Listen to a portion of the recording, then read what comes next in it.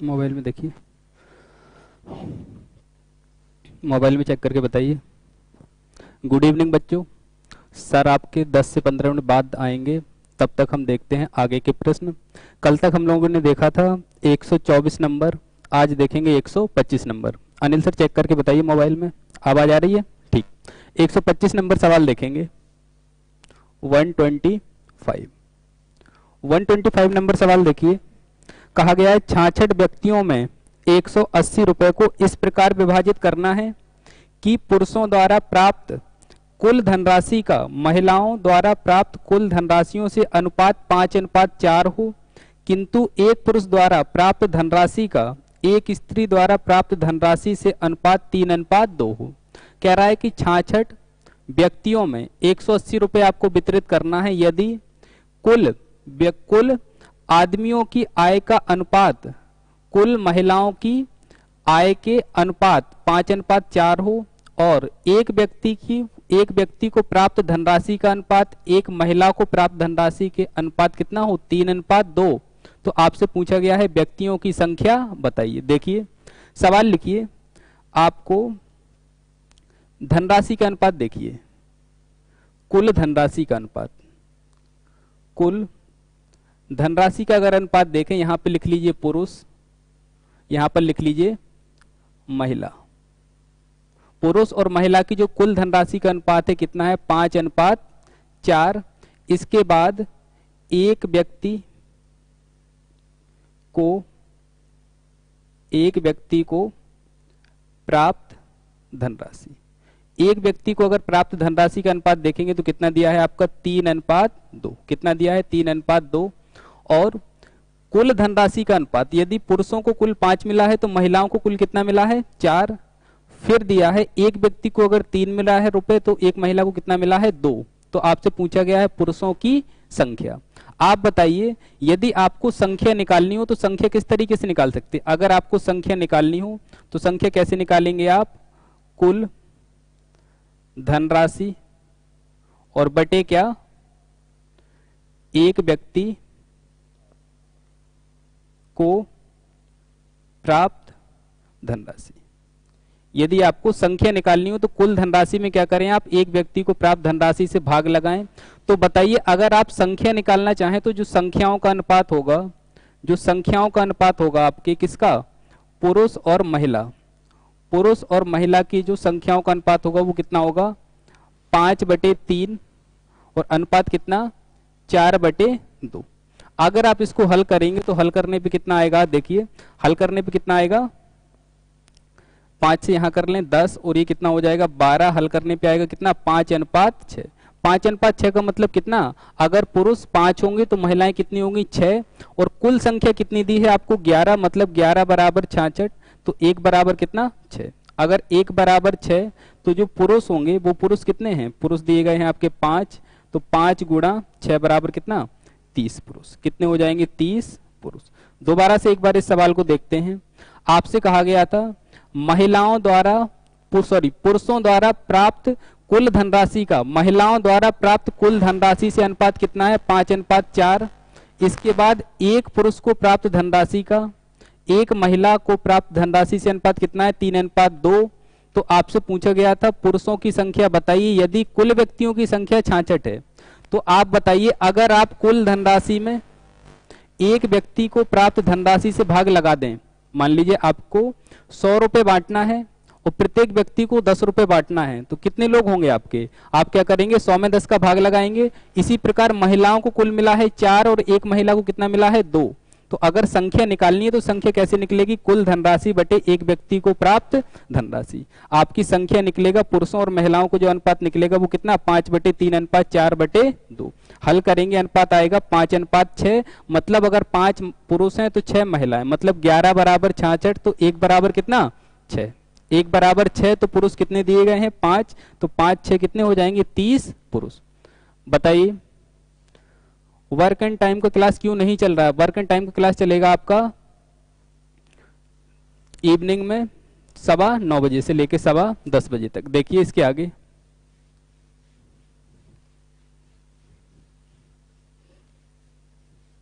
Sir अभी 10 minute बाद आएंगे, तब तक देखते हैं आगे के सवाल। इसके बाद देखिए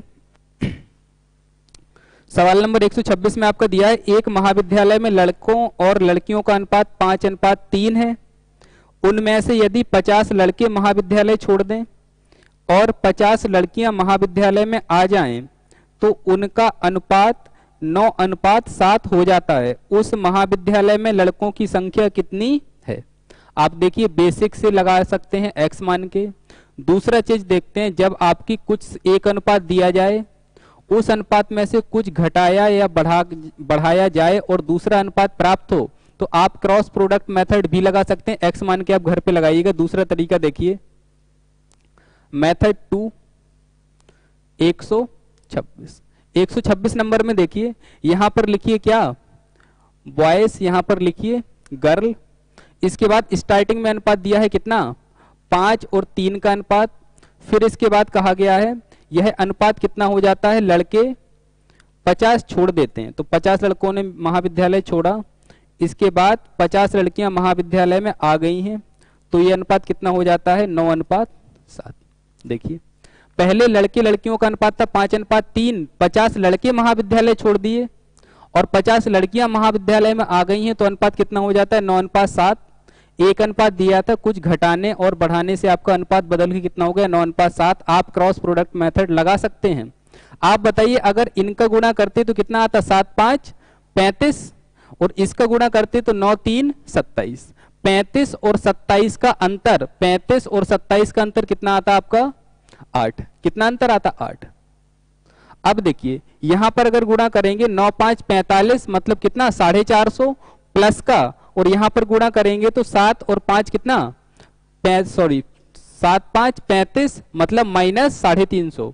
बताइए 450 और माइनस 350 का अंतर कितना होगा, 800। कितना होगा, 450 माइनस 350, तो अंतर कितना होगा, 800 के बराबर। मतलब 8 बराबर 800, तो 1 बराबर कितना, 100। अगर 1 बराबर 100, तो आपसे पूछा गया है प्रारंभ में उस महाविद्यालय में लड़कों की संख्या, तो बॉयज कितने होंगे आपके, बॉयज हो जाएंगे 5 यूनिट और 5 गुणा 100 करेंगे कितना, 500। लड़के कितने हो जाएंगे, 500 लड़के। देखिए कितनी आसानी से आप क्रॉस प्रोडक्ट मेथड लगा सकते थे। यदि आपको एक अनुपात दिया है, उस अनुपात में कुछ घटाने बढ़ाने से अनुपात बदल के कितना हो जाए, 9:7। 5 7 35, 9 3 27, दोनों का अंतर 8। फिर यहाँ पर गुणा करेंगे 9 5 45 मतलब 450, 7 5 35 मतलब माइनस 350। दोनों का अंतर लेंगे, एक प्लस है और एक क्या है, माइनस, तो दोनों का अंतर लेंगे तो कितना हो जाएगा, 800। देखिए अगर यहाँ पे लिखना चाहें तो कितना हो जाएगा, 450 प्लस का, और ये कितना हो जाएगा, माइनस 350। दोनों का अंतर कितना आएगा, 800। इसी में चीज में देखिए अगर आप रेशियो से लगाना चाहें, मेथड 3 बेसिक लगाइएगा आप घर पे। मेथड 3 अगर लगाना चाहें तो आप एक बात बताइए, जो कुल संख्या है वो कुल संख्या क्या है आपकी, कांस्टेंट। जैसे मैं अगर कहूं आपके विद्यालय में कुछ लड़के लड़कियां थी, 50 लड़के जाते हैं और 50 लड़कियां विद्यालय में आ जाती हैं, तो कुल संख्या तो नियत रहेगी। आप बताइए आपका पहले अनुपात कितना था, 5:3। 50 लड़के गए और 50 लड़कियां आ गईं, तो आप बताइए जो कुल जनसंख्या है वो तो क्या है, बराबर। कुल जनसंख्या होगी, जो क्लास की आपकी संख्या होगी वो क्या होगी, बराबर। तो आप देखिए इसको रेशियो बराबर कर दें मेथड 3 से। पहले आपका बॉयज और गर्ल्स का जो अनुपात दिया है, कितना दिया है, 5 और 3 का अनुपात, और ये अनुपात कितना हो जाता है आपका, 9 और 7 का अनुपात। कब, जब 50 लड़के जाते हैं 50 लड़कियां आती हैं, तो अगर यहां पर आप योग देखेंगे तो यहां पर योग इनका कितना आएगा, देखिए यहां पर योग कितना आएगा, 8। अगर यहां पर योग देखेंगे तो योग इनका कितना आएगा, 16। योग कितना आ जाएगा, 16। देखिए दोनों जगह आपके 50 लड़के गए हैं, 50 लड़कियां आई हैं, तो आपका योग तो बराबर होना चाहिए। तो अगर इसमें 2 का गुणा आप कर दें, तो 2 का गुणा करने के बाद जो आपका रेशियो बनेगा, देखिए 2 से गुणा करेंगे तो कितना हो जाएगा, लड़कों का 9, सॉरी लड़कों का 10 और लड़कियों को कितना हो जाएगा, 6। और फिर देखिए ये तो 16 पहले से, तो कितना होगा 9 और ये कितना होगा 7। देखिए अगर आपने दोनों के अनुपातों का योग बराबर कर लिया, क्योंकि योग तो बराबर होगा ना अनुपातों का, जितने लड़के गए हैं उतनी ही लड़कियां आई हैं। तो अब देखिए पहले भी लड़के लड़कियों का योग 16 बाद में भी लड़के लड़कियों का योग कितना हो गया 16। क्यों? क्योंकि पहले योग कितना था 8, तो 2 का गुणा कर लिया। अब देखिए लड़के कितने गए हैं 1, और देखिए लड़कियां भी कितनी आई हैं 1। देखिए बात सही है, एक लड़का गया है और एक लड़की आई है, और इसी एक का मान सवाल में कितना है 50। तो प्रारंभ में लड़के कितने होंगे? प्रारंभ में लड़के होंगे 10 यूनिट, तो 10 यूनिट का मान कितना होगा 10 गुणा 50 बराबर कितना 500 बॉयज। तीनों तरीके से आप सवाल को लगा सकते हैं, जिस तरीके से आप लगाना चाहें। इसके बाद देखिए अगला सवाल। सभी लोगों को गुड इवनिंग। सर 125 नंबर फिर से बता दीजिए। आप एक बार दोबारा से उस सवाल को रिपीट करके देख लीजिए, अगर कोई दिक्कत हो तो कमेंट में हमारा नंबर डाल दीजिएगा अनिल सर, उसमें आप कॉल करके पूछ सकते हैं, ठीक है ना। एक बार दोबारा से रिपीट करके देख लीजिए, अगर ना समझ में आए तो कॉल करिएगा या मैसेंजर पर आप हमको मैसेज कर दीजिएगा।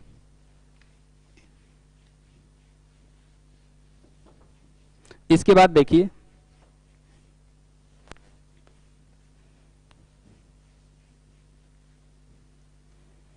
इसके बाद देखिए 127 नंबर सवाल 127। 127 नंबर सवाल में आपसे कहा है एक विद्यालय में 1554 विद्यार्थी थे और लड़कों और लड़कियों की संख्या का अनुपात 4:3 था। कुछ दिन बाद 30 लड़कियों ने उस विद्यालय में प्रवेश लिया, कुछ लड़कों ने विद्यालय छोड़ दिया। परिणाम स्वरूप लड़कों और लड़कियों का अनुपात 7:6 हो गया। विद्यालय छोड़ने वाले लड़कों की संख्या कितनी है? वो कह रहा है एक विद्यालय में 1554 कुल विद्यार्थी थे, लड़के और लड़कियों का अनुपात 4:3 था, मतलब अगर लड़के 4 थे तो लड़कियां कितनी थी 3। वो कह रहा है कुछ दिनों बाद 30 लड़कियों ने विद्यालय में प्रवेश ले लिया, जितनी थी उनमें 30 लड़कियां बढ़ गई हैं, और कुछ लड़कों ने प्रवेश लिया है। लड़के कितने मान लें आप x, लड़कों ने विद्यालय छोड़ दिया, लड़कों को कितना मान लें आप x, तो वही अनुपात कितना हो जाता है 7:6। आपसे पूछा है विद्यालय छोड़ने वाले लड़कों की संख्या कितनी है। देखिए अगर लड़के और लड़कियों की 1554 कुल थे, अगर इनमें बॉयज की बात करें और अगर इनमें गर्ल्स की बात करें, तो आप बताइए 4:3 में थे, तो लड़के कितने होंगे 4/7। अगर इसको कैलकुलेट करेंगे कितना आएगा 888। देखिए लड़के 4:3 में थे ना, तो अगर 1554 का 4/7 निकालें कितना 888। इसके बाद अगर लड़कियों की संख्या निकालना चाहें तो डायरेक्ट निकाल सकते हैं क्या 1554 में क्या करें आप 888 घटा दें, तो बाकी तो केवल लड़कियां होंगी, कितनी होंगी 666। इसके बाद देखिए इसके बाद आपसे कह रहा है कि 30 लड़कियों ने प्रवेश लिया, तो लड़कियां पहले कितनी थी 666, 30 लड़कियां और आ गई हैं, और कुछ लड़कों ने विद्यालय छोड़ दिया। अगर कुछ लड़कों ने विद्यालय छोड़ दिया तो 888 में से माना कितने लड़कों ने विद्यालय छोड़ा x, तो यही अनुपात कितना हो जाता है 7:6। कितना 7:6। देखिए मेथड 1 x मान के देखें आप, दोबारा से सवाल को देखिए। विद्यालय में 1554 कुल विद्यार्थी थे, लड़के लड़कियों का अनुपात 4:3, मतलब 7 का मान कितना 1554, 1 का मान आएगा कितना 222, तो 4 का मान हो जाएगा 888, लड़कियों का मान कितना हो जाएगा 666 लड़कियां। वो कह रहा है 30 लड़कियां विद्यालय में आ जाती हैं, तो अब लड़कियां कितनी हो जाएंगी, सॉरी यहां पर कितना करेंगे आप 30 लड़कियां आई हैं, तो क्या करेंगे लड़कियों की संख्या में क्या करेंगे 30 ऐड, और कुछ लड़कों ने विद्यालय छोड़ दिया, लड़कों को कितना विद्यालय छोड़ दिया x, तो अब ये लड़के हैं ये लड़कियां, यही अनुपात कितना हो जाता है 7:6। अगर x का मान कैलकुलेट करेंगे तो कितना आएगा आपका 76। कितना आएगा 76। देखिए अगर इसमें कोई दिक्कत हो तो आप बताएं। इसके बाद देखिए ये तो था आपका बेसिक तरीका x मान के लगाने वाला। दूसरा तरीका देखिए, आप एक बात बताइए, लड़के और लड़कियों का अनुपात बाद में हो जाता है 7:6। मेथड नंबर 2 अगर आप देखें तो लड़के और लड़कियों का जो अनुपात हो जाता है वो कितना हो जाता है 7:6। आप बताइए पहले लड़कियां थी कितनी, पहले लड़कियां थी 666 और 30 लड़कियां और आ जाती हैं, तो अब जो लड़कियां होंगी वो कितनी हो जाएंगी बताइए 666 में अगर आप 30 लड़कियां और ऐड कर देंगे तो जो अब जो लड़कियों का अनुपात होगा वो कितना होगा 696, और यही 696 मान कितने का है? 600। इसको कर लीजिए कितना? 696। देखिए यही 6 मान है 696 का मान। तो देखिए अगर आप इसका भाग करेंगे 6 का मान आएगा कितना? 112। कितना आएगा? 112। इसके बाद देखिए तो अगर 7 का मान निकालना चाहें तो 7 में भी क्या करें आप? 112 से गुणा करें तो कितना आएगा? 800। आप यहां पे एक बार और अच्छे से, सॉरी ये कितना आएगा? 116 से गुणा करेंगे 6 हाँ सॉरी 6 दूनी 12 हो जाता है। और इसमें भी कितना करेंगे? 116 से गुणा, तो ये कितना आएगा? 812। देखिए अब मतलब लड़कियां कितनी है आपकी? 696, और लड़के कितने हो गए आपके? 812। और पहले लड़के कितने थे बताइए? अगर लड़कों की संख्या लिखें, लिख लीजिए विद्यालय छोड़ने वाले, विद्यालय छोड़ने वाले लड़कों की संख्या, विद्यालय छोड़ने वाले लड़कों की संख्या कितनी होगी? देखिए पहले थे आपके 888, अब कितने हैं? 812। तो अगर अंतर देखें कितना आएगा? 76। कितने लड़के आएंगे? 76 लड़के। मेथड 1 से भी कर सकते थे आप, मेथड 2 से भी कर सकते थे। देखिए मेथड 2 में आपको कुछ नहीं करना था, पहले तो आपको लड़के लड़कियों की संख्या निकाल लेना। लड़कियों की संख्या कितनी निकली है? 666। अब 30 लड़कियां और आ गई हैं तो कितनी हो गई हैं? 696। और यही 696 मान कितने का है? 6 का।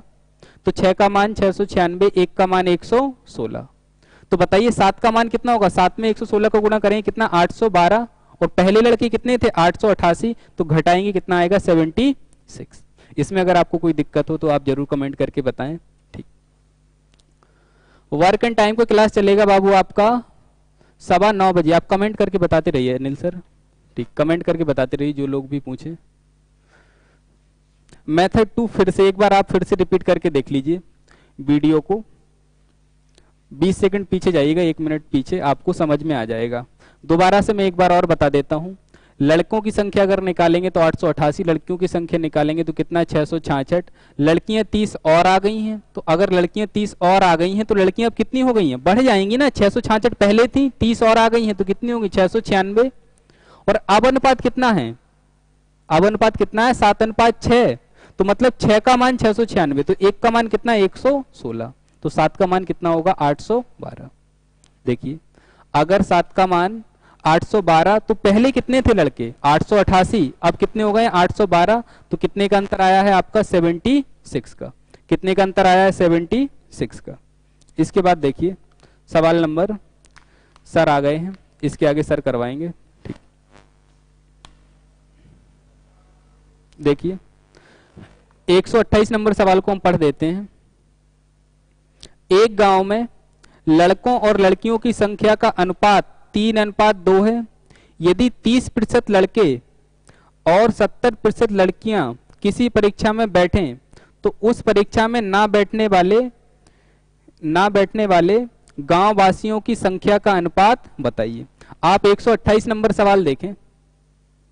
128 नंबर सवाल में देखिए लड़कों की संख्या दी है और किसकी दी है? लड़कियों की संख्या का अनुपात कितना? 3:2। आप इसको कितना मान लीजिए? 3, और 30 मान लीजिए। इसको कितना मान लीजिए? 20।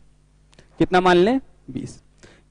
इसके बाद कह रहा है 30% लड़के और 70% लड़कियां किसी परीक्षा में बैठे तो ना बैठने वालों का प्रतिशत निकालना है। तो कितने प्रतिशत नहीं बैठेंगे इनका?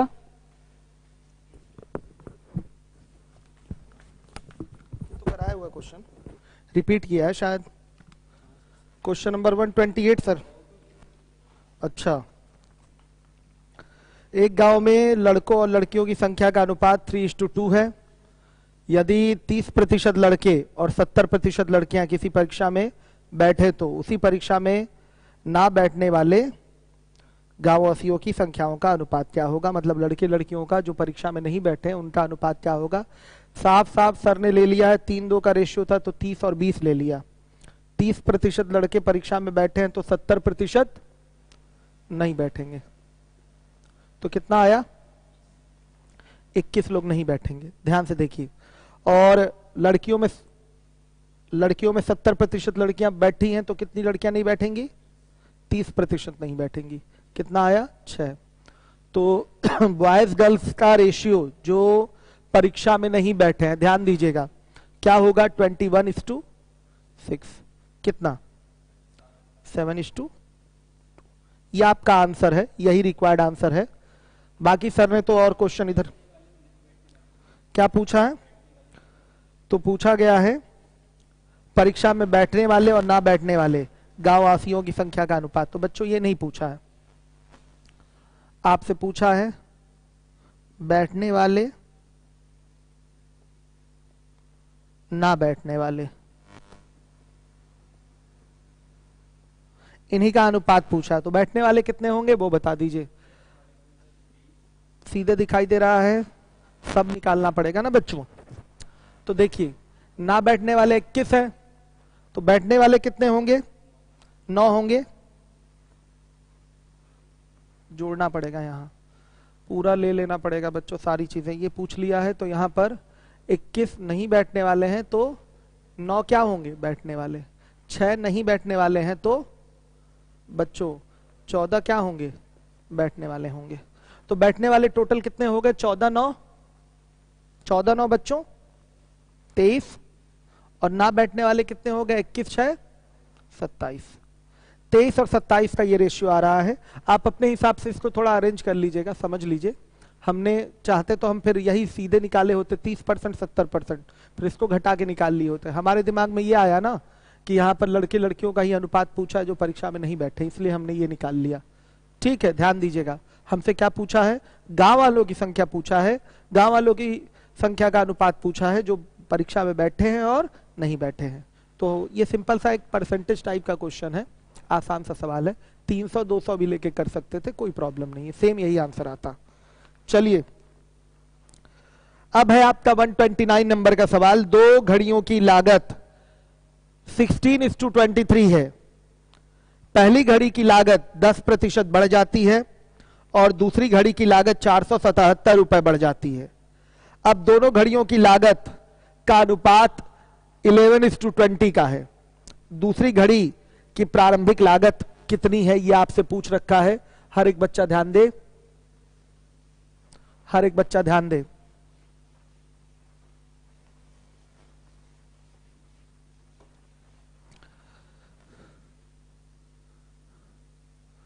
देखिएगा 129। अच्छा, ये सारी क्लास आपने किसमें, किसी फोल्डर में डाल दी है क्या यूट्यूब के प्लेलिस्ट में? डायरेक्ट नहीं दिखेगा क्या कौन कौन सी क्लास में पढ़ाया हूं? हाँ, प्लेलिस्ट में चले जाया करिए, जिनको वीडियो नहीं मिल रहा है वहां से मिल जाएगा, प्लेलिस्ट में चले जाया करिए। चलिए, पुराने वीडियोस मिल जाएंगे। तो पहली घड़ी का प्रारंभिक लागत मूल्य क्या होगा 16x रुपए, और दूसरी घड़ी का कितना होगा बच्चों 23x रुपए। हर एक बच्चा ध्यान दे, ये सब प्रारंभिक लागत है। प्रारंभिक लागत बोला गया है 16x में आपने कितना बढ़ाया है 10% की वृद्धि की है, तो 110/100 हो गया। मूल्य 10% बढ़ाना मतलब मूल्य हो जाना 110%। और आपने दूसरे घड़ी के मूल्य में कितने की वृद्धि की है 477 रुपए की वृद्धि की है, और ये बराबर किसके 11/20 के। ध्यान से देखिए, ये बराबर किसके 11/20 के। तो x बराबर बच्चों क्या आएगा, ये लीजिए, x बराबर आ गया 53। अब आपको दूसरी घड़ी का मूल्य चाहिए तो 23 गुणे क्या कर देंगे 53। कितना आ रहा है वो बताइए 1219। ये आपका आंसर है 1219, ये आपका आंसर है। ऐसा सवाल जीटीओ भी हो सकता है। आप केवल डायरेक्ट देख लेंगे कि इन चारों ऑप्शन में कौन 23 का मल्टीपल है, इन चारों ऑप्शन में कौन 23 का मल्टीपल है, आप देख सकते हैं। ध्यान से देखिए, देखिए 23 का मल्टीपल कौन सा है आप वो देख सकते हैं।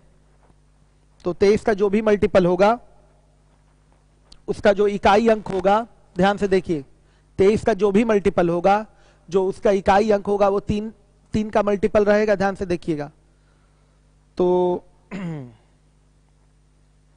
हो सकता है बाबू, ये कोई तरीका नहीं है जो मैं बोल रहा था। मल्टीपल बस चेक करना पड़ेगा डिवाइड करके, ठीक है। हर एक बच्चा ध्यान दे, मल्टीपल बस चेक करना पड़ेगा डिवाइड करके। ये जीटीओ कर सकते हैं इस क्वेश्चन को। थोड़ा आजकल एनर्जी कम हो गई है बच्चों, कहीं बाहर नहीं निकल पा रहा हूं ना, इसलिए। चलिए देखिए, अब 130 नंबर का सवाल है 130। एक आदमी 7 बेटों, ध्यान से देखिएगा, एक बार और बता दीजिए क्या दिक्कत है। पहली घड़ी का लागत मूल्य 16x, दूसरी घड़ी का 23x। ठीक, पहली घड़ी का लागत मूल्य 10% बढ़ा है तो मूल्य हो गया 110/100, दूसरी घड़ी में 477 रुपए बढ़ा है और अब रेशियो दोनों घड़ियों के मूल्यों का 11-20 का है। क्रॉस मल्टीप्लाई कर लीजिए, x बराबर 53 आ गया, पहली घड़ी का लागत मूल्य आ गया 1219 रुपए। मेथड 2 क्या होगा, GTO। देख लीजिए कौन 23 का मल्टीपल है आपके क्वेश्चन में, आंसर मिल जाएगा। आइए चलिए देखिए, 130 नंबर का क्वेश्चन है, 130। एक आदमी 7 बेटों, 3 बेटियों और 5 भतीजों के बीच बांटने के लिए 12,600 रुपए की राशि छोड़ता है। यदि हर बेटी को हर भतीजे से 3 गुना राशि मिले और हर बेटे को हर भतीजे से 7 गुना राशि मिले तो हर बेटी का हिस्सा क्या है, ये आपसे पूछ रखा है, ध्यान दीजिए। हर एक बच्चा देखे, लिखे यहां एक बेटा, एक बेटी और एक भतीजा।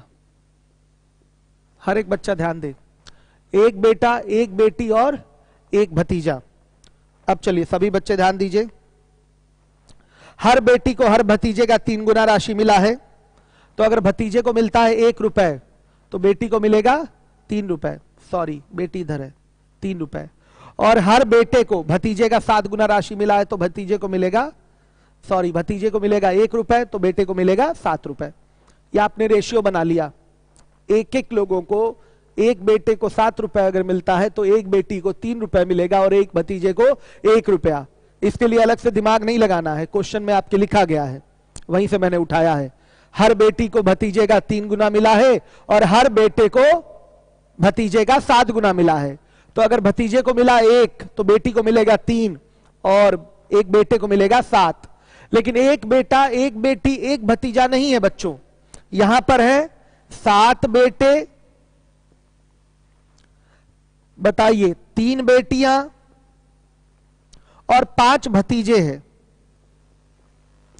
तो एक बेटे को 7 मिलता है तो 7 बेटे को कितना मिलेगा, 49। एक बेटी को 3 मिलता है तो 3 बेटियों को कितना मिलेगा, 9। एक भतीजे को 1 मिलता है तो 5 भतीजे को कितना मिलेगा, 5। ये इनका रेशियो में बंटवारा है, ये इनका रेशियो में बंटवारा है। 7 बेटे, 3 बेटियों और 5 भतीजों को जो धनराशि प्राप्त होगी उसका अनुपात 49, 9 और 5 का होगा। तो कुल धनराशि अगर मैं रेशियो में बोलूं कितना हुआ, तो इसको जोड़ेंगे 49, 9 और 5 तो आएगा 63। और यही 63 बच्चों बराबर किसके, 12,600 रुपए के। ध्यान दीजिएगा, लीवोलन वाले और यूट्यूब पे जो बच्चे पढ़ रहे हैं वो ध्यान दें। 63 बराबर 12,600 के, तो 1 बराबर, क्या ये सवाल ओरल नहीं था, बड़े आराम से ओरल हो जा रहा है। तो 1 बराबर 200 के। तो पूछा गया हर बेटी का हिस्सा क्या है, तो बच्चों हर बेटी का हिस्सा 3 है, तो 3 बराबर किसके, 600 रुपए के। ये प्रत्येक बेटी का हिस्सा है।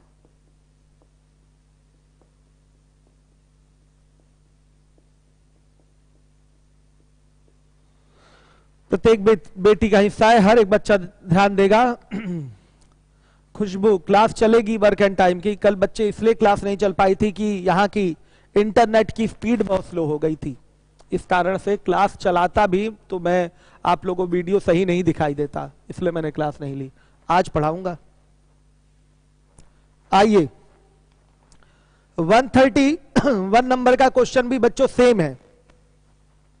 एक व्यक्ति, ओरल कर लें इसको हम लोग, देखिए ये तो लगा ही लिया, अक्सर ये सब सवाल पेपर में दिखाई देता है, आपको मिलेगा ये सब क्वेश्चन।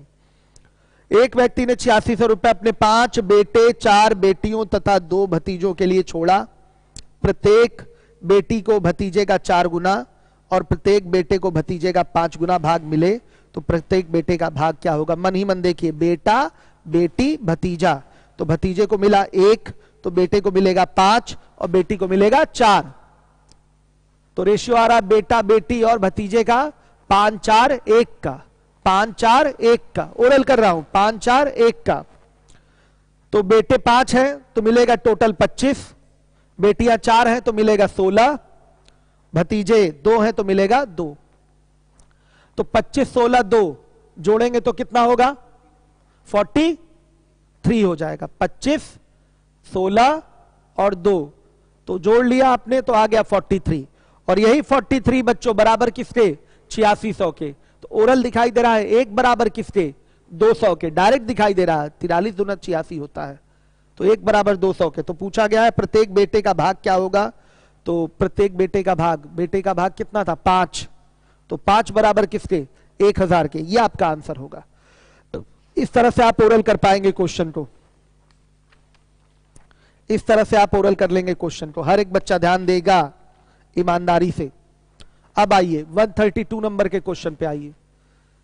हर एक बच्चा ध्यान दे ईमानदारी पूर्वक। 132 132 तीन संख्याएं 3 4 5 के अनुपात में हैं। उनमें सबसे बड़ी और सबसे छोटी का योग दूसरी संख्या तथा 52 के योग के बराबर है। तदनुसार सबसे छोटी संख्या कौन सी है? ध्यान से सुन लीजिएगा। यहां पर 3 4 5 का रेशियो दिया हुआ है पहली, दूसरी और तीसरी संख्याओं में। बोला गया सबसे बड़ी और सबसे छोटी का योग यानी कि 8 दूसरी संख्या तथा 52 के योग के बराबर है। तो हम ये भी कह सकते हैं सबसे बड़ी और सबसे छोटी के योग में से दूसरी संख्या घटाएंगे तो किसके बराबर आएगा? 52 के। तो 5 3 8, 8 में से 4 गया, कितना आया? 4। और यही 4 किसके बराबर होगा? रेशियो का 4। रेशियो का 4 किसके बराबर? 52 के। ये आप बोल सकते हैं। ये आया 8 और 8 में से 4 गया, कितना आया? 4। देख लीजिएगा 4 बराबर 52 के, तो 1 बराबर 13 के। मांगा क्या है? आपसे मांगा है सबसे छोटी संख्या यानी कि 3 बराबर 39 के। ये आपका आंसर है। बिना एक्स माने कर लीजिए। जैसे बोला वही तो किया है मैंने अलग कहां किया। सबसे बड़ी और सबसे छोटी का योग रेशियो में 8 आया और ये जो योग है दूसरी संख्या और 52 के योग के बराबर है। इसका मतलब इस 8 में से अगर दूसरी संख्या को घटाएंगे तो रेशियो में आएगा 4 और यही रेशियो का 4 52 के बराबर होगा। अगर x लिए होते तो 4x बराबर 52 क्या आता? तो x बराबर 13 आ जाता, तो 3x बराबर आ जाता 39। ऐसे भी चलिए, तो हमने बिना x माने ही डायरेक्ट ऐसे कर लिया 3 बराबर 39 के। हर एक बच्चा ध्यान दे। इसके बाद है 133 133 नंबर का क्वेश्चन है। हर एक बच्चा ध्यान दे। 133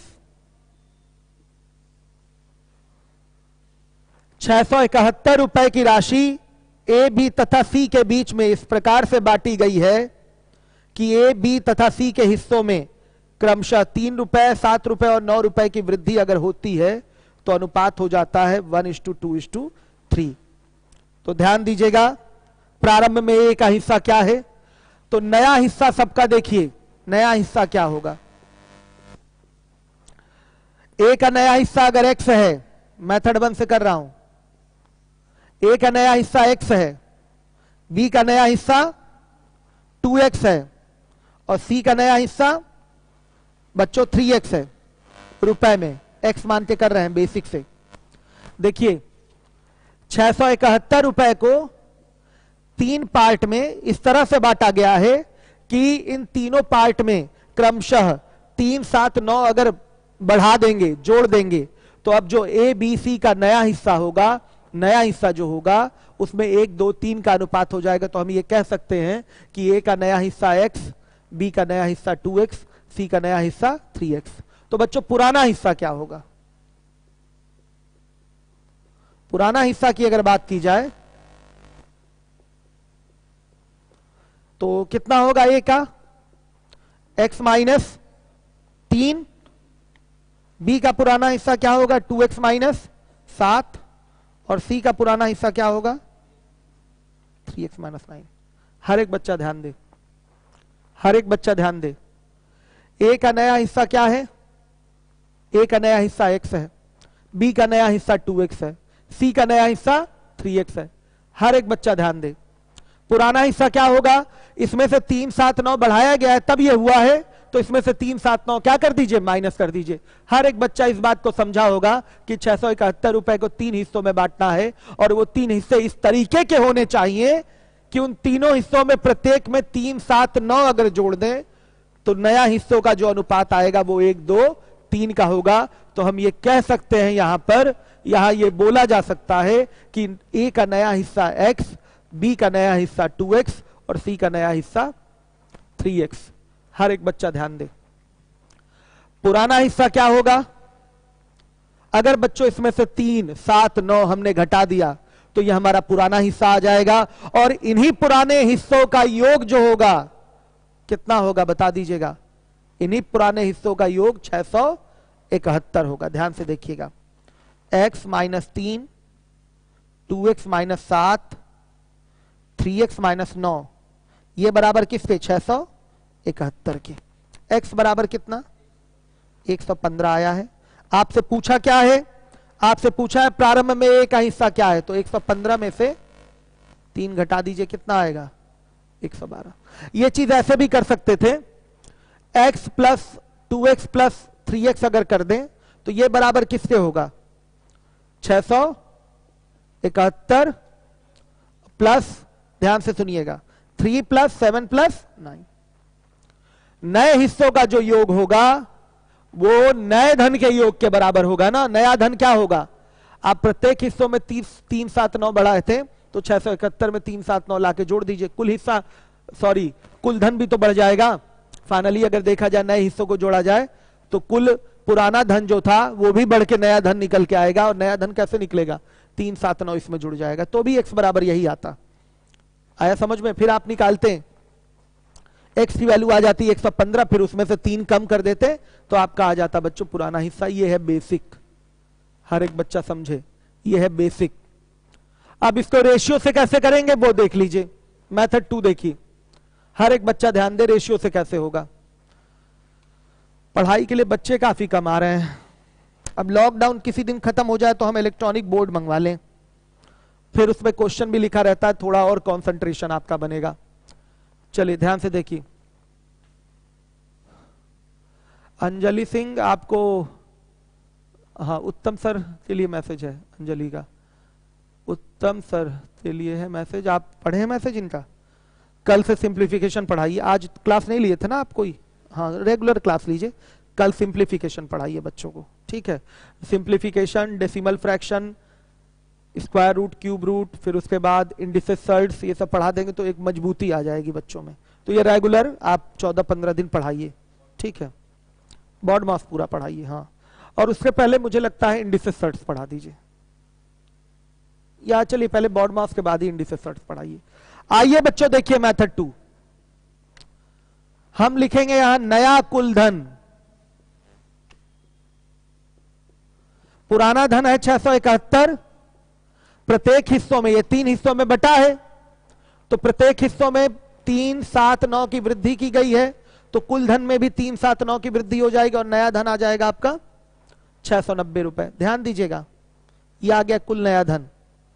अब बच्चों इसका जो बंटवारा कर लीजिए, किस रेशियो में, नए हिस्सों का जो अनुपात था वो 1, 2, 3 था, तो अगर इस नए धन को 1, 2, 3 के अनुपात में बांटेंगे तो आपको नया हिस्सा मिलेगा।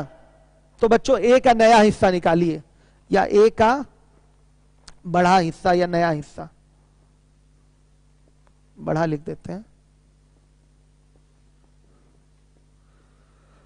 देखिए 690 का बंटवारा होना है किस रेशियो में, 1, 2, 3 के रेशियो में। आप जानते हैं अनुपातिक विभाजन करना है तो ऐसे भी कर सकते हैं, 3, 2, 5, 1, 6, 6 बराबर 690 के, तो 1 बराबर किसके, ऐसे भी हो सकता है, या 690 गुणे 1 बटा क्या लिख सकते हैं इसको, 6। अनुपातिक विभाजन किया है हमने, कितना आया, 115। ध्यान से देखिएगा, ये नया हिस्सा आ गया ए का। अब ए का प्रारंभिक हिस्सा आपको चाहिए, प्रारंभिक हिस्सा, तो ये बढ़ा हुआ है, कितना बढ़ा है, 3 बढ़ा है, आप इसमें से 3 कम कर लीजिए, कितना आ गया, 112। बच्चों ये सब सवाल पूछे जाते हैं आपके पेपर में, ध्यान दीजिएगा। ये मैंने रेशियो से कर दिया, इसको ओरल भी किया जा सकता था, 671 में ओरल 379 जोड़ के 690 बनाकर 1/6 निकाल लेते हैं तो आ जाता है 115। ये नया हिस्सा है ए का, क्योंकि 690 नया धन है, इसका विभाजन नए अनुपात के हिसाब से किया गया है और ए बी सी के बंटवारों का नया अनुपात क्या है, 1 2 3 का है। तो इस तरीके से विभाजन हुआ है, हर एक बच्चा ध्यान देगा इसको। 134 नंबर का भी सवाल सेम है।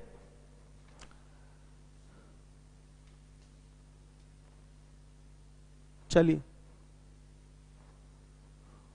वर्क एंड टाइम 9:15 से ही है बाबू, ठीक है।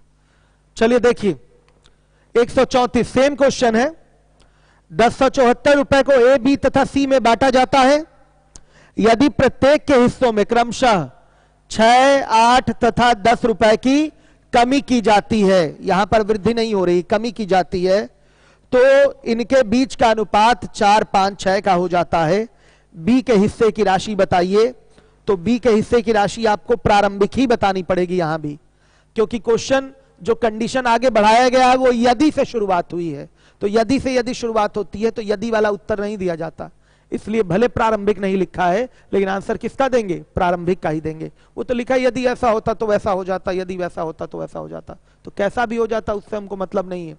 अगर मांग रहा है बी का हिस्सा बताइए तो हमें रियल में प्रारंभिक घटना ही घटी है तो प्रारंभिक ही बताना पड़ता है, भले प्रारंभिक पूछे चाहे ना पूछे। समझ लीजिए बात को आप लोग।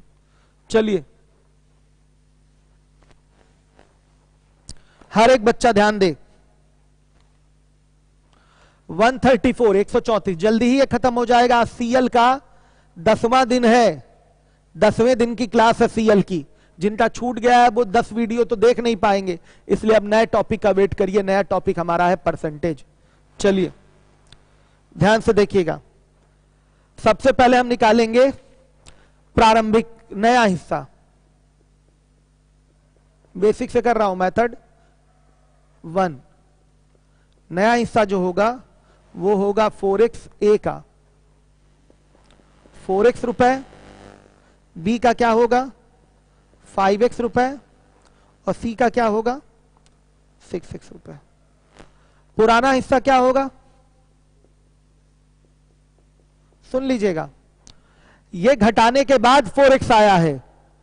कितना घटाने के बाद, 6 रुपए घटाने के बाद ये 4x आया है। तो निश्चित रूप से पुराना हिस्सा जो होगा इससे 4x से 6 ज्यादा होगा, तो 4x प्लस 6 रुपए। बी का बताइए 5x प्लस 8 रुपए और सी का बताइए, ध्यान से देखिए। सी का हिस्सा क्या हुआ 6x प्लस 10। हर एक बच्चा ध्यान दे। नया हिस्सा ध्यान दीजिएगा, ए का आ रहा है 4x, बी का आ रहा है 5x, सी का आ रहा है 6x। पुराना हिस्सा 4x plus 6, 5x plus 8, 6x plus 10 और पुराने हिस्सों का योग जो है वो पुराने धन के बराबर होगा और पुराना धन है 1074। तो लिखेंगे 4x plus 6, 5x plus 8, 6x plus 10, ये बराबर किसके 1074 के। तो x बराबर क्या, x बराबर आ गया 70। हर एक बच्चा ध्यान दे। अब पूछा गया है आपसे बी के हिस्से की राशि बताइए। एग्जैक्टली 70 आ रहा है, कैलकुलेट करके आप लोग भी देख लीजिएगा एक बार। अब पूछा गया है बी के हिस्से की राशि, तो क्या होगा 5 इंटू 70 और प्लस कितना 8, कितना आ रहा है 358, 358। यह आपका आंसर है, इनमें से कोई नहीं। हर एक बच्चा ध्यान दे, इनमें से कोई नहीं।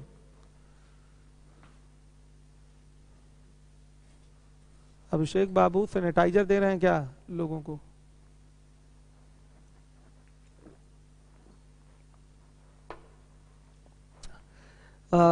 स्क्वायर रूट क्यूब रूट की 3rd क्लास भी होनी थी, तीसरी क्लास, उसकी क्यों नहीं ले ली बाबू? क्लास ले लीजिए उसकी भी, ठीक है, कल ही लीजिए, उसके बाद सिंप्लीफिकेशन पढ़ाइए, छोड़ा नहीं करिए, क्योंकि जो चीज छूट जाती है। टाइमिंग वही सर, 2 बजे 1 बजे आते हैं, 1 बजे आएंगे कल, 3rd क्लास हो जाएगी आपकी, तीसरी क्लास। आगे देखिए, मेथड 2 से करने जा रहा हूं, रेशियो से। सेम पुराना ही पैटर्न उठाऊंगा करने का, सेम पुराना पैटर्न उठेगा, ध्यान दीजिएगा। मेथड 2 हम निकाल लेंगे नया कुल धन। 1074 में से बच्चों देखिए जो हिस्से कम किए गए हैं 6, 8, 10 उसको क्या कर दीजिए, घटा दीजिए। ध्यान से देखिए ये नया कुलधन आ जाएगा। भाई इसी का 3 पार्ट में बंटवारा हुआ था और इन्हीं तीनों हिस्सों से आपने 6, 8, 10 कम किया था। तो नया धन अब अगर आपको चाहिए, नया धन यदि वाले केस का चाहिए, तो उसमें से पुराने वाले धन में से 6, 8, 10 कम हो जाएगा। कितना आएगा? 1050 रुपए, ये आ गया। अब देखिए बी का नया हिस्सा चाहिए बच्चों। अब जो अनुपात है वो किसका है? 4, 5, 6 का है। ध्यान से देखिएगा, बी का नया हिस्सा चाहिए। हर एक बच्चा ध्यान दे, बी का अगर नया हिस्सा आपको चाहिए तो क्या करेंगे बच्चों बताइए? 1050 गुणे बी का नया हिस्सा। ध्यान से देखिए 1050 गुणे 5 बटा क्या कर देंगे? 15। भाई ये अनुपात हो गया था, अगर आपने 6, 8, 10 घटाया था तो ये अनुपात हो गया था, यानी कि ये नया अनुपात हो गया था। तो नया अनुपात से कौन बटेगा? नया धन बटेगा। तो नया धन का बंटवारा कर लिया, 1050 गुणे 5 बटा 15 कितना आएगा? हाँ 350। ये बी का नया हिस्सा है। तो बी का प्रारंभिक हिस्सा क्या होगा?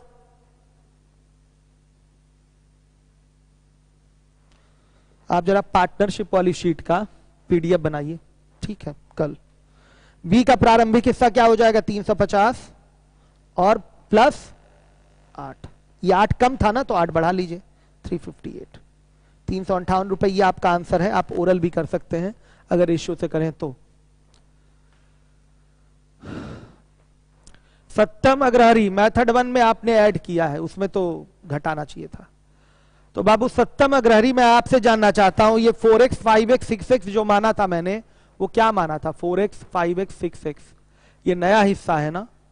4x 5x 6x जो आया है क्रमशः प्रारंभिक तीनों हिस्सों में से 6, 8, 10 की कमी करने से आया है। 6, 8, 10 की कमी कर रहे हैं तभी 4x 5x और 6x आ रहा है। तो जब हमें प्रारंभिक हिस्सा चाहिए तो 4x 5x 6x में क्या करना पड़ेगा? क्रमशः 6, 8, 10 जोड़ना ही तो पड़ेगा, तब तो प्रारंभिक हिस्सा आएगा। नया हिस्सा कम है, प्रारंभिक हिस्सा ज्यादा होगा तो जोड़ना ही तो पड़ेगा। 4x + 6, 5x + 8, फिर 6x + 10, आपको यही तो करना पड़ेगा। ध्यान दीजिएगा, प्रश्न पढ़ेंगे तो क्लियर रहेगा। आइए चलिए अब 135 नंबर का क्वेश्चन देखते हैं। आज इनको पता चला है अंकित सिंह को द स्पीड कोचिंग चल रही है क्या? अरे मेरे सोते हुए शेर, क्या कहें हम अब आपको। इतने दिन से चला रहा हूं, लाइव पढ़ा रहा हूं आप ही लोगों के लिए, अब आप आज आए हैं। चलिए देखिए 135 नंबर का क्वेश्चन है। 135 ए, बी तथा सी ने कुल मिलाकर 19,800 रुपए कमाए हैं। ए और बी के बीच अर्जित कमाई का अनुपात 2:1 है और बी और सी के बीच अर्जित कमाई का अनुपात 3:2 है। तो बी ने कुल कितने रुपए कमाए हैं? तो बच्चों अनुपातिक विभाजन ही करना है, बी की कमाई आपको बतानी है। तो 19,800 रुपए को बांटना है ए बी सी के रेशियो में, जो भी ए बी सी का रेशियो बने। आपको यहां ए बी सी का रेशियो बनाना पड़ेगा। देखिएगा ए बी का रेशियो दिया हुआ है 2:1, बी सी का रेशियो दिया हुआ है 3:2। तो बताइए ए बी सी का रेशियो क्या आएगा? 6:2, 3:2, सबको पता है यही आएगा। अब पूछा गया बी ने कुल कितने रुपए प्राप्त किए, तो बी के लिए बंटवारा करेंगे तो जो बी का धन होगा वो क्या होगा? 19,800 गुणे 3 बटा कितना? 11। लीजिए भाई पूरा योग 11 है, इस 11 में बी कितना है? 3, तो बी का भाग हो गया 3 बटा 11, तो 19,800 गुणे 3 बटा 11 कर देंगे तो कितना आएगा? 5400 रुपए। ये आपका आंसर है। ये सबसे रद्दी सवाल था वर्ड प्रॉब्लम का एक, ध्यान दीजिएगा,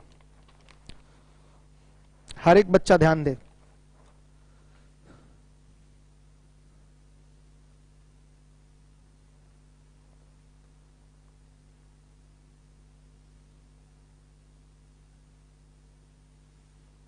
हर एक बच्चा ध्यान दे। अब आइए अब हम लोग आते हैं 136 नंबर के सवाल पे, 136 पे। 700 रुपए ए, बी और सी में इस तरह से बांटे जाते हैं कि ए को बी से आधा मिले और बी को सी से आधा मिले, तो सी का हिस्सा। ये भी बहुत ही सिंपल सा सवाल है, रेशियो बना लेना है ए बी सी का और उसी रेशियो में बंटवारा करके आपको बता देना है सी का हिस्सा क्या होगा। देखिए इतने छोटे छोटे सवाल भी आपके पेपर में आते ही आते हैं, फ्री का नंबर दिलाते हैं, प्रैक्टिस रखिए। आपको सिलेक्शन लेना बच्चों एक बहुत छोटी सी बात होती है, बस सिलेबस के अकॉर्डिंग पढ़ते जाइए, प्रैक्टिस करते जाइए, बहुत अच्छा करके आएंगे आप। देखिए ए है, बी है और ये सी है। बोला गया ए को बी से आधे मिले और बी को सी से आधे मिले, तो सी को मिला 4 तो बी को मिलेगा 2 तो ए को मिलेगा 1, ऐसे सेट किया है। बी को सी का आधा मिला और ए को बी का आधा मिला, तो इसको 4 रुपए अगर मिला तो इसको 2 रुपए, तो इसको 1 रुपए। ये रेशियो कह सकते हैं 1:2:4 के रेशियो में इनको धन मिला है, 1, 2, 4 के अनुपात में इनको धन मिला है। तो पूछा गया है कि सी का हिस्सा क्या होगा, तो सी का हिस्सा बच्चों, सी का हिस्सा चाहिए तो सी का भाग कितना होगा, 4/7। तो क्या लिख देंगे, 700 गुणे 4/7 कितना आया, 400 रुपए। ये ओरल सवाल था फिर भी मैंने लिख के कर दिया है, देख लीजिए 400। आइए हर एक बच्चा ध्यान दे, छोटे छोटे सवाल हैं ये। 137 नंबर का क्वेश्चन है, 53 रुपए ए, बी और सी में इस तरह बांटे जाते हैं कि ए को बी से 7 रुपए अधिक मिले और बी को सी से 8 रुपए अधिक मिले, तो उनके हिस्सों का अनुपात क्या होगा। आइए देखिए, इसको कर लेंगे बच्चों हम x मान के। ए को बी से 7 रुपए अधिक मिले हैं और बी को सी से 8 रुपए अधिक मिले हैं, तो सी को मिला अगर x रुपए तो बी को मिलेगा x प्लस 8। ए को कितना मिलेगा, इस पे भी 7 ज्यादा तो x प्लस 15। समझ में आ गया होगा आप लोगों को, ध्यान दीजिएगा। तो उनके हिस्सों का अनुपात पूछ रखा है आपसे, तो इन सबका योग x प्लस 15, x प्लस 8 और x, इन सबका योग किसके बराबर, 53 के। तो x बराबर क्या,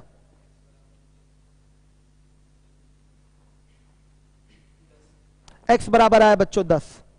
तो देखिएगा ए बी सी के हिस्सों का अनुपात पूछा है, तो ये हो जाएगा आपका 25, ये हो जाएगा आपका 18 और ये हो जाएगा 10।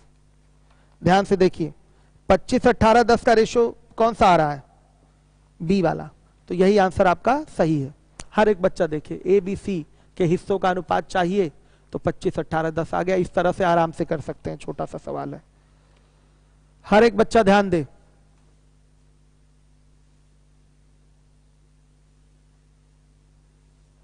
चलिए देखिए 138 नंबर का सवाल है, 138।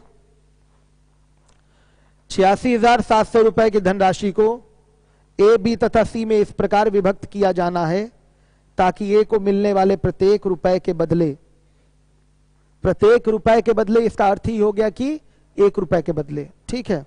मिलने वाले प्रत्येक, यहां लिखा नहीं है, रुपया नहीं लिखा है, करेक्शन कर लीजिएगा।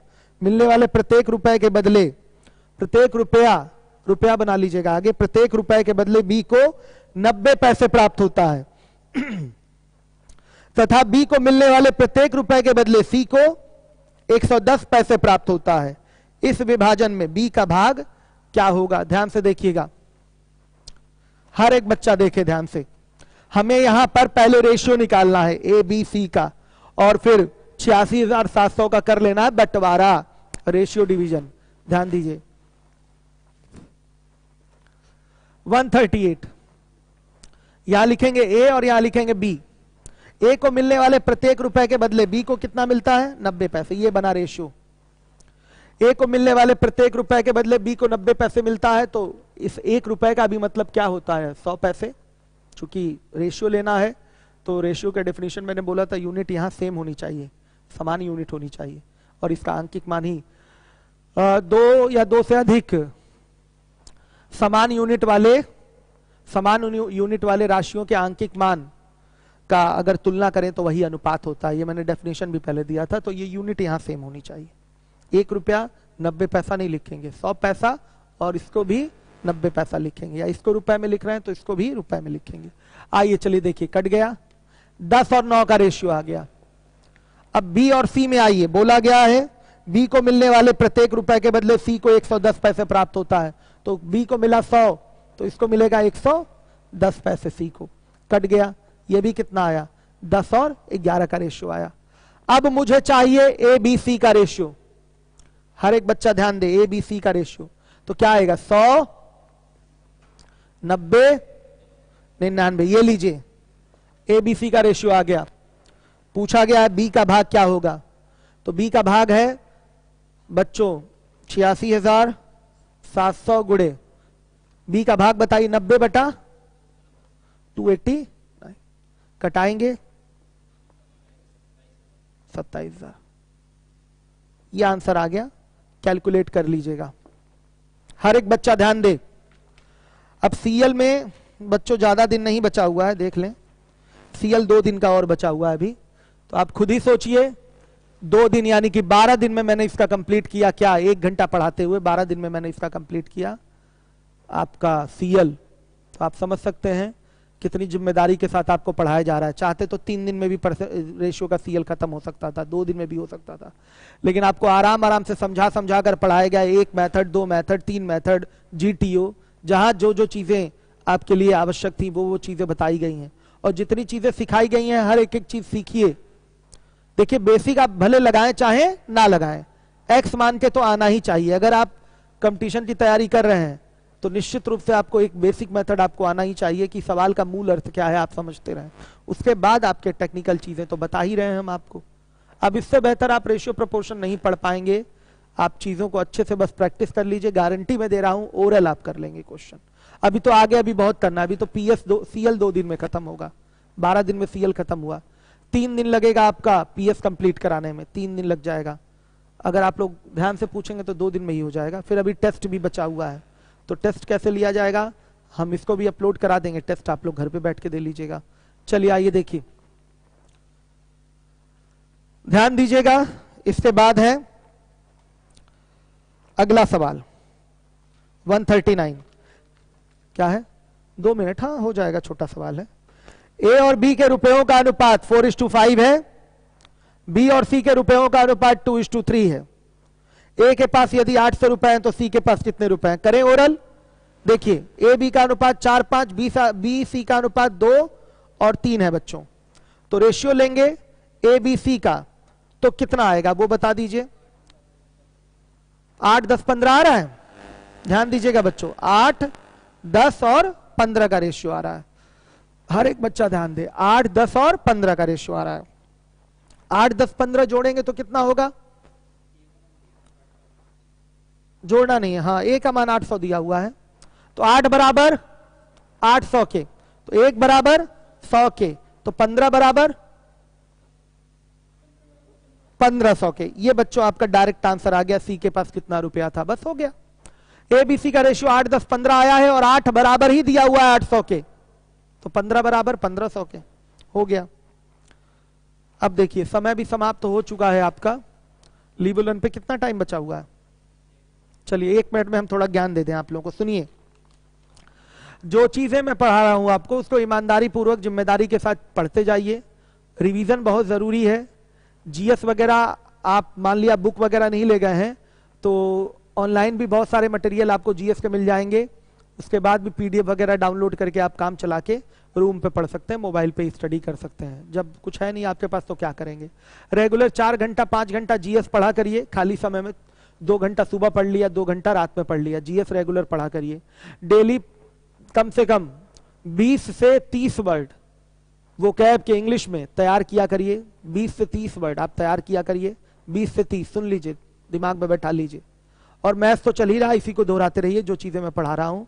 पीछे की चीजें आप दोहरा नहीं पाएंगे क्योंकि बुक वगैरह ले नहीं गए हैं, शीट वगैरह ले नहीं गए हैं, तो कहाँ से दोहराएंगे, इसलिए बस जो चीजें मैं पढ़ा रहा हूँ, जो शीट अपलोड हो रही है उसको करते रहिए ईमानदारी से। लेकिन 4 घंटा जीएस में दीजिए बाबू। अगर आप 6 महीने बाद कोई पेपर देना है आपको और आप जीएस नहीं पढ़े हैं तो आप सोचे कि हम 6 महीने में जीएस पढ़ के एग्जाम निकाल लेंगे, तो नहीं हो पाएगा। जीएस के लिए एक लंबा टाइम देना पड़ता है, 6, 8 महीना, 10 महीना, साल भर, 1.5 साल 2 साल, मतलब जीएस के लिए जितना समय दें उतना कम है। इसलिए मैथ तो आप 3 महीने में अच्छे से तैयार कर सकते हैं, 4 महीने में अच्छे से तैयार कर सकते हैं। इंग्लिश और जीएस इन 2 चीजों के लिए आपको समय देना ही देना है। तो इन 2 चीजों पे इन छुट्टियों में ज्यादा फोकस कर लीजिए, लॉकडाउन में ज्यादा फोकस कर लीजिए। और कोचिंग खुलने का भरोसा बहुत ज्यादा अभी मत करिए कि आपका इस महीने कोचिंग खुलेगी। अप्रैल में तो भूल जाइए कि अप्रैल में कोई कोचिंग खुलेगी। पूरे 1 महीने भले आपका 14 तक लॉकडाउन है, लेकिन लॉकडाउन अगर खत्म भी हो गया, जैसा कि मामले बढ़ रहे हैं, लग नहीं रहा है कि लॉकडाउन खत्म होगा, मामले लगातार बढ़ ही रहे हैं, तो अगर खत्म भी हुआ तो भी आपका कोचिंग वगैरह नहीं खुलेगी, निश्चिंत रहिए। भीड़ यहाँ ज्यादा होती है कोचिंग्स में, मॉल में, स्कूल में, कॉलेजेस में, तो आपके लिए, आपकी सेहत के लिए खतरा है, इसलिए बंद ही रहे तो अच्छा है। और बाकी आप लोग के लिए पढ़ाई का तो हमने सारा प्रबंध कर ही रखा है, कर ही दिया है, ईमानदारी पूर्वक पढ़िए, ठीक है। अभी लीवोलन पे एडमिशन मत लीजिएगा, अभी तो सबके लिए फ्री चल ही रहा है, ठीक है। तो लीवोलन पे जब स्कीम आ जाएगी, कोई स्कीम, अनुराग सर स्कीम बता देंगे, मैंने उनको बोला है कोरोना को ध्यान में रखते हुए आप लोगों को रिलैक्सेशन दिया जाए। फीस में भी मैं अपने रिलैक्सेशन दूंगा, यहाँ सिविल लाइंस में भी, ठीक है। तो आप लोग परेशान ना हो, लगातार हम लोग आपके साथ जुड़े रहेंगे, आपके लिए हर तरीके से मार्ग निकालते रहेंगे कि आप सावधानी पूर्वक, सफलता पूर्वक अपने मार्ग तक, अपने लक्ष्य तक पहुंच जाए, ठीक है बच्चों। Okay, thank you. हाँ क्या? हाँ, फाउंडेशन वालों का जो एडमिशन था ना, उन लोगों का जब क्लास खुलेगी, अभी तो लाइव चला रहे हैं, पढ़ नहीं पाएंगे तो कोई दिक्कत नहीं है। आप लोग का जब कोचिंग खुलेगा तभी से तो क्लास स्टार्ट होगा बच्चों, आप लोग का कोचिंग खुलने दीजिए, तभी से क्लास स्टार्ट होगी, ठीक है।